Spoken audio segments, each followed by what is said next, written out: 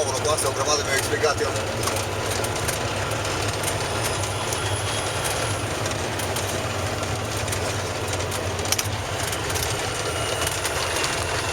Am crezut că vă luați la bătaie. Așa, conversație intensă ați avut. Nu dau mai dau pe că acum... Filmezi tu și de asta. Azi că filmez eu, băi, tu să mergem aici să dau fereastra aia jos. Asta filmezi data viitoare? Vrei să spui? După aia să dăm fereastra aia jos, cu pisicii ei. Și după aia... Ulei. Ăsta e gând, ăsta aici. Și și în curbă. Asta e, dacă ești în gheață și ceva și ia la împins, ești destulei, da? Nu mai tu, dacă e...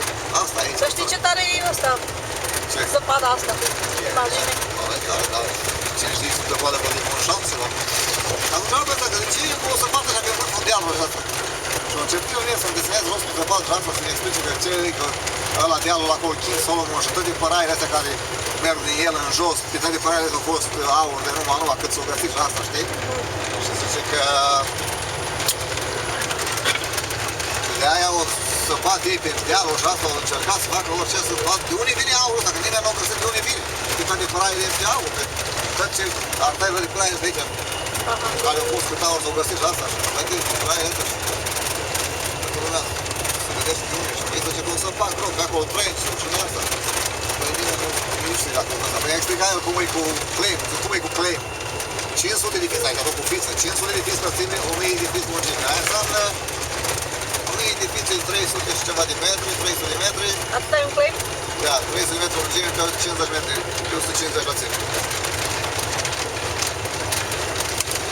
Deci în loc... Că eu sunt aici 26 de claim-uri ale aici.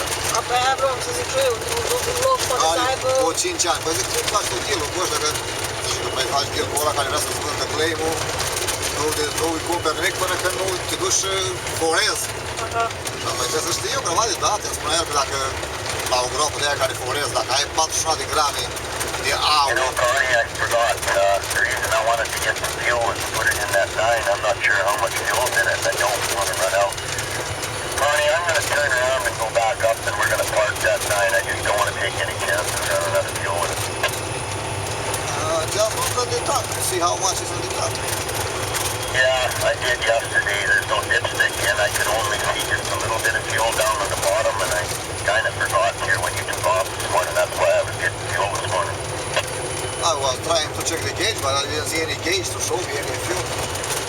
No, there's no dipstick in the fuel tank, and there is no gauge. So I'm gonna just quickly burn around here and go park that 9. I just don't want to run out of fuel. They're a bitch when they run out. Yeah, okay.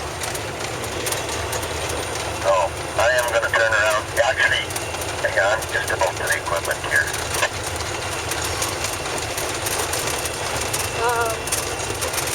Ăsta are radio-ul? Are unul, 20 de minute.